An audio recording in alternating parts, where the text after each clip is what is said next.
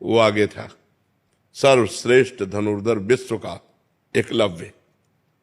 तो अर्जुन ने जब देखा उसका हस्त लाघव कि कुत्ता भूखा, इतने में पूरा मुंह बाणों से भर दिया।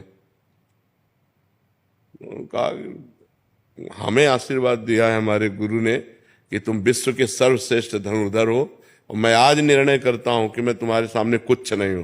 तुम किसके शिष्य हो? तो उनका गुरु द्रोणाचार्य जी के। बात समझ में आई? द्रोणाचार्य जी ने हटा दिया था कि हम राजगुरु हैं क्षत्रिय राजकुमारों के, तो शिष्य के माने गुरु, ना कि गुरु के माने शिष्य। आप कितने % समर्पित हैं ये आपका हृदय जानता है। हम बिल्कुल आपको तिरस्कार करेंगे और आप मानते हैं कि आप मेरे परब्रह्म परमात्मा हैं, आपका कल्याण हो जाएगा। और हम कहते तुम हमारे शिष्य हो और तुम हमारी अवहेलना करो अंदर से, तो आप नरक जाओगे, कोई उससे लाभ नहीं। कंठी बंधवा लो, तिलक लगवा लो और मनमानी आचरण करो तो आपकी दुर्गति हो जाएगी, आपका कल्याण नहीं होगा। हम बिल्कुल तिरस्कार, हम मानते ही नहीं आपको, और आप हमारे परब्रह्म परमात्मा हो, आप परम भगवान को प्राप्त हो जाओगे। समझ पा रहे हैं आप?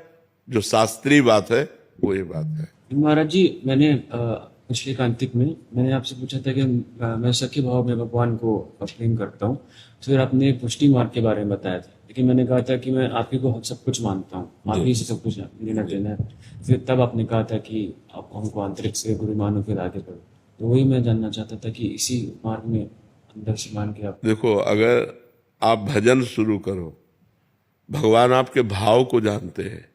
आप अगर उनसे सखा भाव रखोगे, मित्र भाव रखोगे, पुत्र भाव रखोगे, जो भाव रखोगे वो आपको अनुभव करा देंगे। नाम जप करो, पहले दाम इकट्ठा करो, फिर जो चाहो खरीद लो। नाम वो धन है जिससे भगवान को अधीन किया जा सकता है। सुमिर पवन सुत पावन नामू, अपने बस करी राखे रामू। अब जो चाहोगे वैसे ही भगवान आपको दर्शन देंगे।